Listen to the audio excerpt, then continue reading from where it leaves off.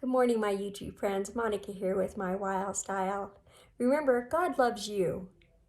Today it is snowing outside, and you know I like to take advantage of these days and do something productive inside the house. I noticed one of our freezers is getting low, and with the rising prices of utilities, I'm going to try to continue to empty that and get it turned off. I found a turkey carcass in there, so I'm going to make some broth with that. And let's see what else we can get done today. Come along with me. I don't know if you remember these antique roasters, but it is on a stand. This stand holds a bunch of my baking things that I use in here. Some smoke wood chips for our smoker, and it's just an extra compartment that I can keep some extra items in. I got the turkey in there with some extra vegetables, and let's get it started.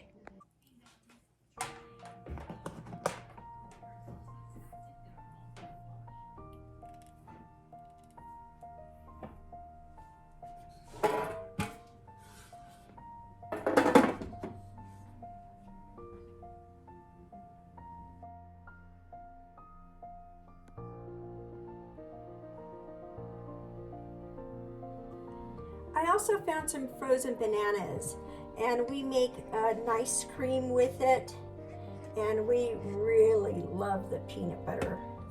So I'm going to put probably about 4 tablespoons of peanut butter in here.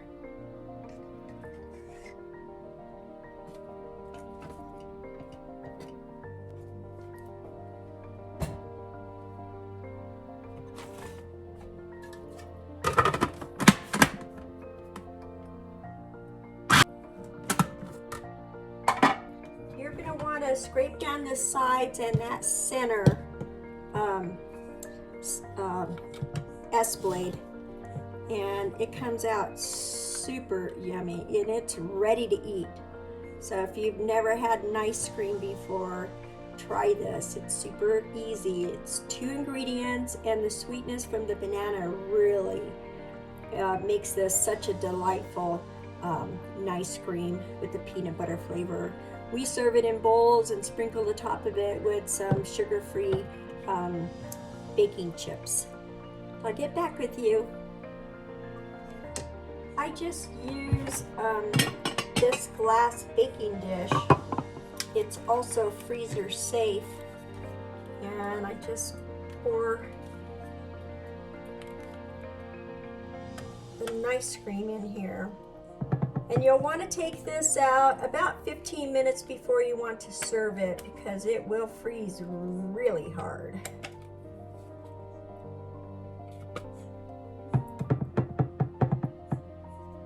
And to get your S-blade clean, I just pop it back on quick.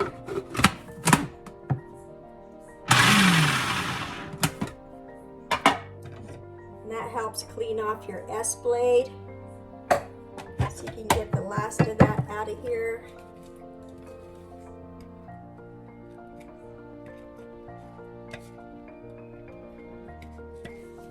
Talking about electricity going up and getting expensive, just about everything we use uses electricity.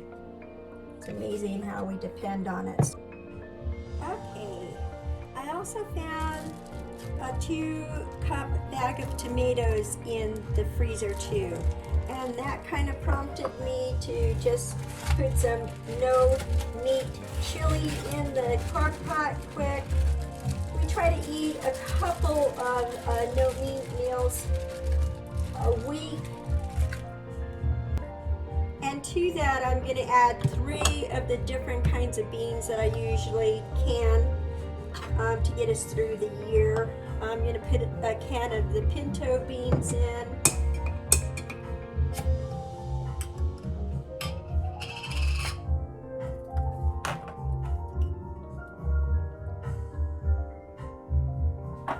And I had a couple of these 2 beans. they boiled, the water boiled out of them, so I wanted to make sure that I use these first. This is baby lima beans.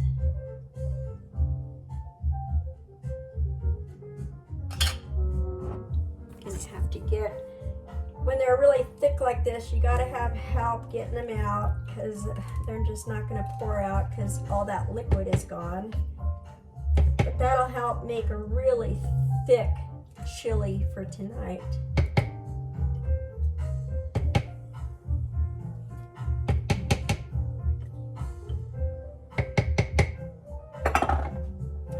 And some red beans. These are the 3 beans that I love to use in my no meat chili. Give us a variety of textures and colors in there, so it's interesting. And that'll help eliminate those 2 jars of beans. I'm also going to add some garlic from the garden, and I wrote a note to myself. It says a half a teaspoon equals about 2 cloves.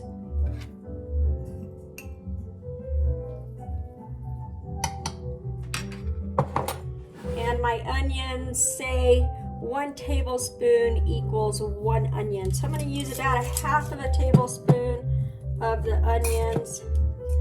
And I already broke the vacuum seal on these right before I open them.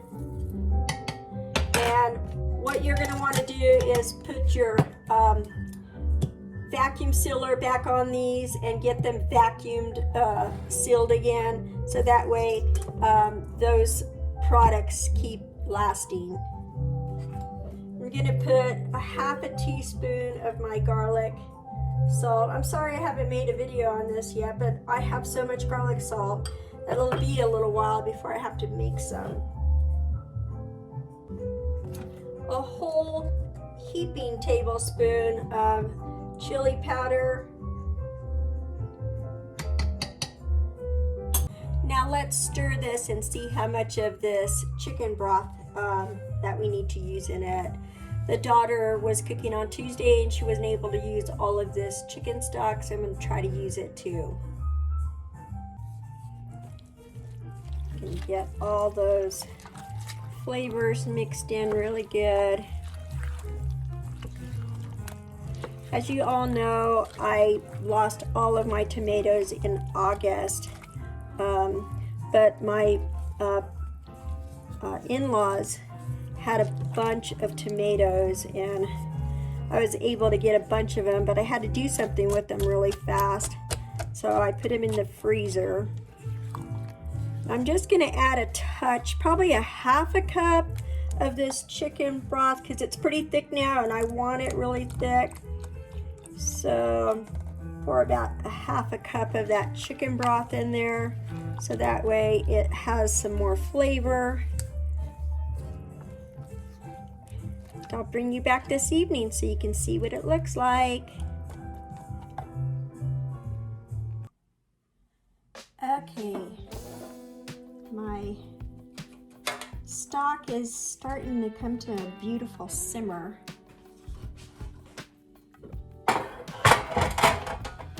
Sorry about that. So I'm going to add a few spices. I'm going to put about 4 of these bay leaves in here. And these are extremely affordable if you go to the Mexican section. And they'll be in the little plastic bags that you can get there. And I always put them in a jar so I can vacuum seal it. I'm going to, let me show you, put just a half a teaspoon of rosemary in here. Rosemary is kind of strong, so I want to make sure that those flavors aren't too powerful. Because usually when you're using stock, it's a different flavor. About a teaspoon of Poultry Seasoning.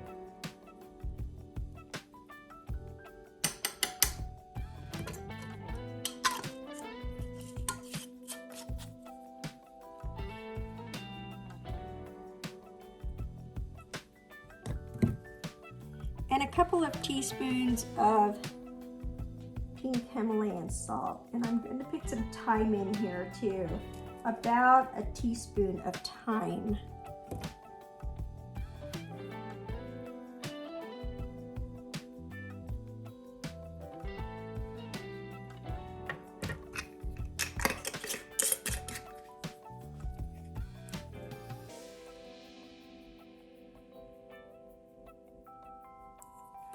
And just give that a stir quick. Try to get that salt in there. I'm not going to put too much salt in it because that's always a preference call. I just want to make sure that there is some salt in here because I am going to be canning this tomorrow. We're supposed to have our snowstorm continue for a couple of days, so I figured if I could just get this part done today, then I can can it tomorrow, and I'll bring you back when I do that. And I even have my onion, the outside of my onion, skin and all. It has some really good flavor. In fact, a lot of people make tea out of onion skins. It's very healthy for you. These onions, oh my goodness, they are spicy. So I found some carrots and celery in the freezer, and they're pretty thawed now. So I've been wanting to make some split pea soup, so let's get that done. Stuff from out of the freezer. Okay, I have gone through these split peas and I rinsed them off. They're starting to stick together. They're so wet. I'm going to go ahead and add half a cup of these lentils to my jars, and let's get that done.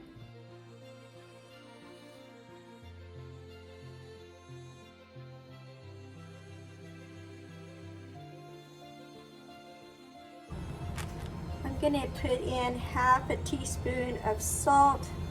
I got 18 split pea soups and 2 baby limas that I didn't have room for in the canner a couple of weeks ago.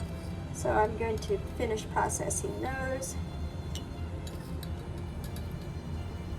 And these are going to be a no meat split pea, but we are going to use some liquid smoke. Let me get this done. Now I'm going to put in a teaspoon of carrots and celery and onion.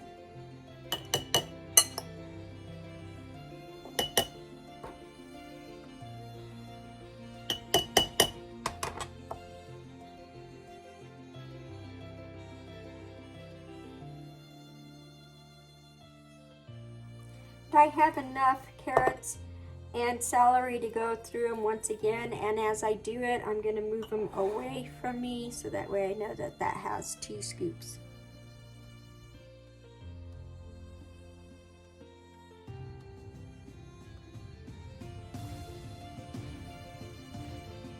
Now I'm going to go through and add 1/4 of a teaspoon of liquid smoke to each of them, so that way you get that smoky flavor as if it has ham in it.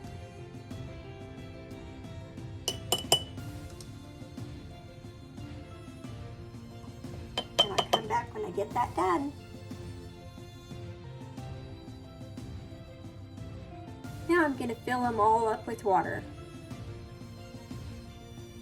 Now I'm just going to add a pinch of thyme,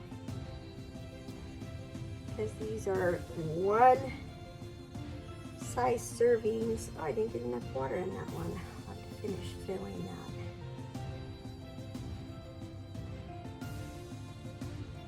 And I just make up my recipes as I go. I do have it wrote down and I skimmed it over, and these are the ingredients that I put in there. And these will go through this big pressure canner, and it'll get cooked as it's in there. Now I'm just going to debubble. I'll just go ahead and debubble this one since it's not full yet. And try to stir in that pink Himalayan salt. So if you can, get that all stirred up so that way you can. If you do ever see pink salt or a pink ring around the bottom of your jar, it's just the salt. So don't be alarmed if you're using pink Himalayan salt, because some molds are pink. So, but always use your best judgment when you're opening anything that you can. You want to make sure that there's a good pop when you take those lids off, and make sure that they are completely sealed. And then give it a good whiff, smell it, and make sure that it does not have a foul smell to it, is another good indication. But use your common sense. I've seen people eat stuff that they've canned 15 years old, and it's all part of your own judgment. You're the one that did it. You're the one that knows what's in here. So, you know, rest assured that now if somebody else gave you a canned item, I would be a lot more concerned about something like that. But since you've been doing all your canning, you're the one that's going to know what's in these jars. I'll get these done. We'll wipe the rims off with some vinegar, water, to make sure there's nothing on these tops of the rim, so that way we get a good seal. And got some vinegar on this napkin. Go through, wipe all these off, make sure that they're all nice and clean. Check for any cracks on your canning jars. These are all new too. I just ordered some more. I had a lot more beans than I thought I did, but I got them done, and now I don't have to worry about them being more than a year old. I'll get back with you when I'm done with this. Okay, I'm going to do a little experiment. These canning lids came from the dollar store, and when I looked at them, they seem to be almost identical to the cur. Can't tell any difference. The thickness on the cur is definitely thicker, but I am going to test this out from the dollar store. And you can get a package of these canning lids at the dollar store. So let's see what happens. I'm going to mark it quick. Let's put an X on it so you know that this is the dollar store lid. We'll go ahead and put our lids on. Make sure you only get one of those lids on here. Get your rings on there. Here's our tester, and I did it on one of the lima bean jars, so we know that it's a lima bean that has that lid on it. Let's see what happens. It could buckle, it could, you know, get totally destroyed in the canner. I'll bring you back.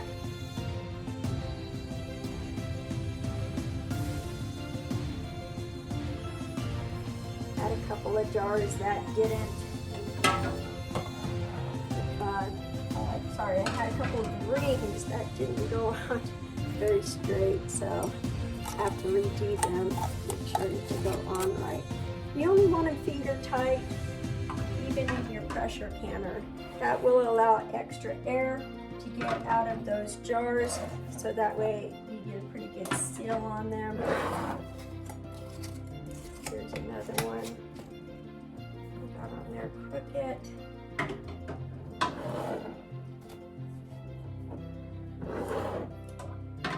And I have cold water in my pressure canner. I think a ring on it. Need one more ring for that. Let me see how many. It's 2, 4, 6, 8, 9. I'll save that for the top row. Got another ring for a splash of vinegar in my canner.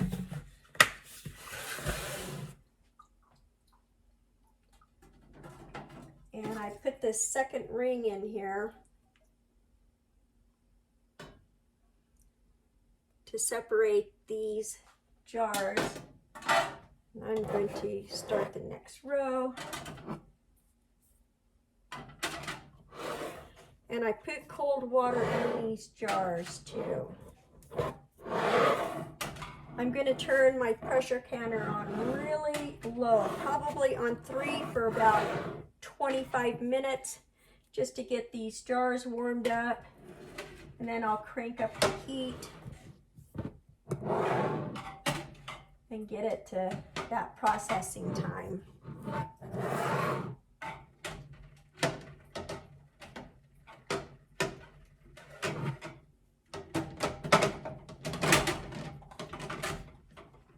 Okay, it's time to put the lid on. I'll turn it up to 3. Let's see if I don't blow myself up this time, just a little bit. Okay, and I am going to put it on 3. My canner is in the center of the flame, and I'll let that go for 25 minutes. This stock is steaming. It is hot. Let's look at it. Woo! That is beautiful. It makes this whole house smell amazing. I'll let it go for another half hour, and I'll bring you back when I'm getting ready to take it out. Okay guys, my timer is going off, so I'm going to crank the heat up on this to about 5. I already touched this side of the pan and it's pretty hot, so 25 minutes was enough time to get my cold jars acclimated to that temperature. So now let's get this processing. So I got a steady stream of pressure coming up out of the canner, so I'm gonna put a timer on for 10 minutes. Okay, we're at 15 pounds of pressure and my jiggler is rocking. So I'm gonna start timing this to cook 75 minutes. Sorry guys, I had to answer a phone call. I couldn't catch this in time, just came over and turned this off. When the phone started ringing, and it's just now coming down from 15 pounds of pressure. Okay guys, it's a few minutes after 6. I have pulled the roaster to the counter, and I just ladle it in the jars with the strainer. Okay, I'm just gonna spoon that broth in here, trying not to get too much of the vegetables. Then I will just let these sit on the counter and cool. And then I will process them tomorrow.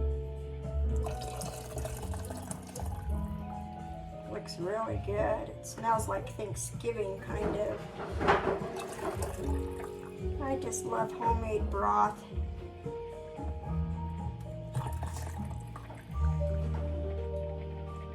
Bring you back when I'm done.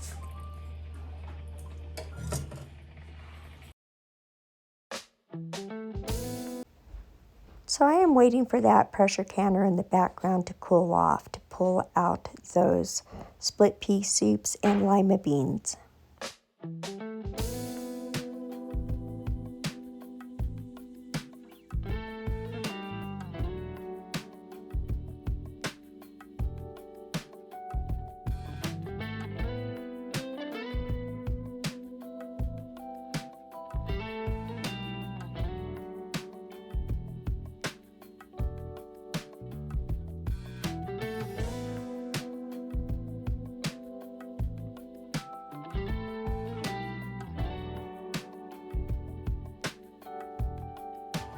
So this is what was left of that roaster, and I will let that cool too, and I'll try to pull whatever meat I can off of it and try to get it canned too. And that chicken stock that I had used for the chili beans, I'm going to recan it along with this. I'll set it aside so I know that this one is chicken. Yes, you can recan whatever you opened. Ketchup, nacho sauce. I'm gonna do that pretty soon. But just about anything you can recan. Honey, you'll want to vacuum seal that one because you don't want to kill the enzymes in your honey. Maple syrup, you'll vacuum seal that too. But any like gallon-sized containers of items, you can definitely recan that. Okay guys, I'm gonna pull these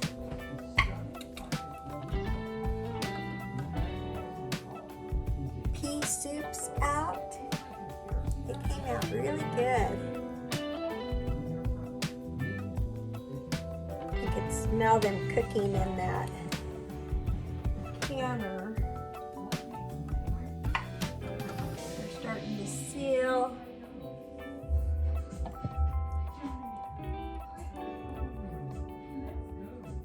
They look absolutely delicious. They're still kind of boiling.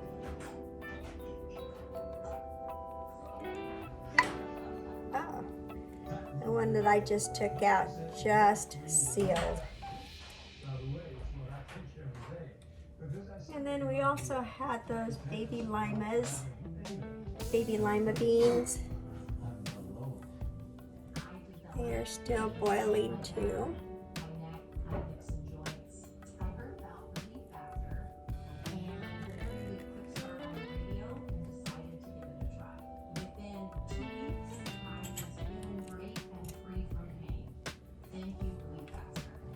Two of those.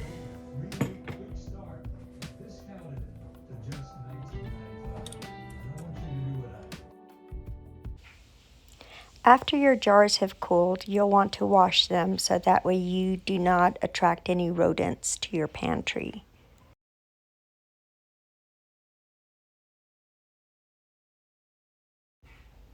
Guess what, guys? That jar that I marked with an X sealed perfectly. These lids are from the dollar store, so keep your eyes open for them. They work really well.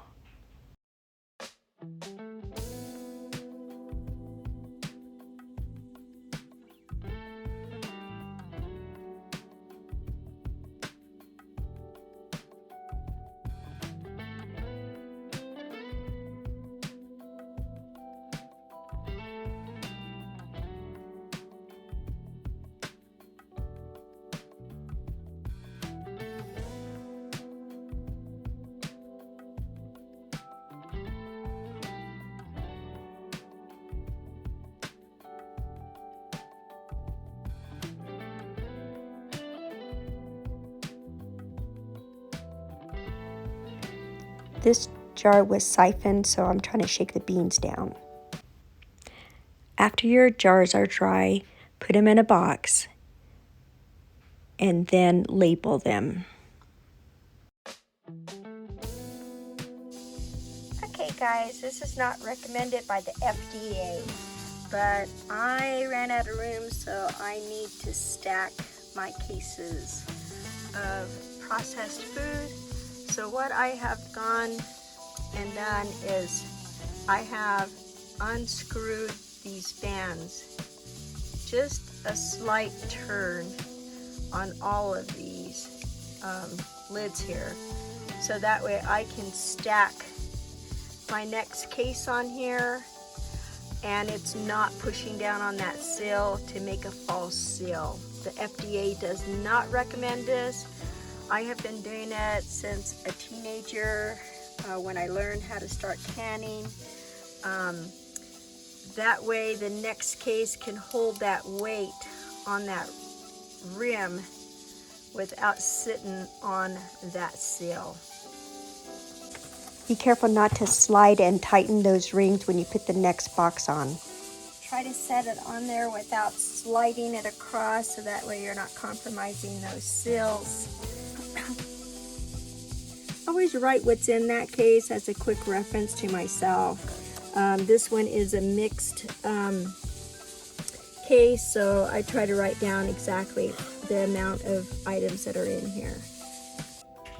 Okay, these chili beans are done.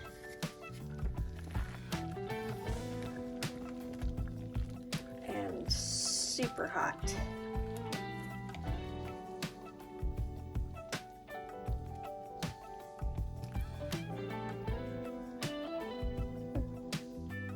Super steamy too.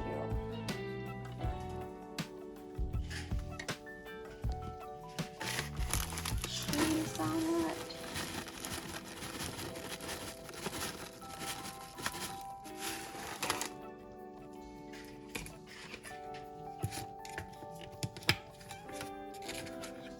Sour cream. See if I can do this with one hand. Let's try it again.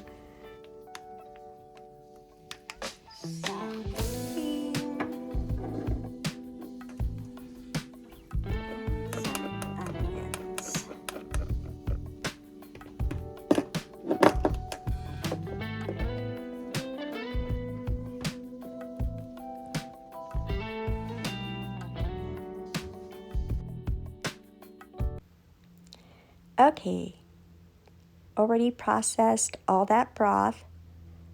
We're getting it out.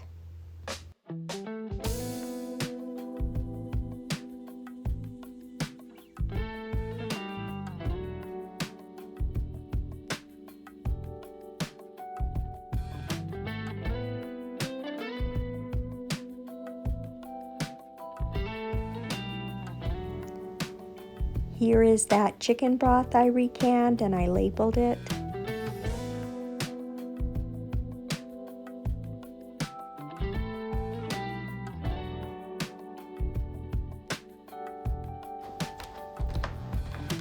Here is all the turkey that I got out of that roaster, and I canned it with the broth.